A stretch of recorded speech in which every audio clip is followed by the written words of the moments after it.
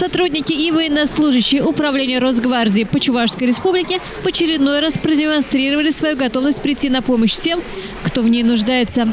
В рамках ведомственной донорской акции «От сердца к сердцу» они посетили республиканскую станцию переливания крови, где сдали в общей сложности более 4 литров крови. Данная акция стала традиционной для росгвардейцев Чувашии, которые регулярно участвуют в донорских мероприятиях, поддерживая важное дело спасения жизней. В Управлении Росгвардии по Чувашской республике служат 4 почетных донора России, что подчеркивает высокую социальную ответственность и активную гражданскую позицию сотрудников. Сегодня я сдал кровь, очередной раз стал донором.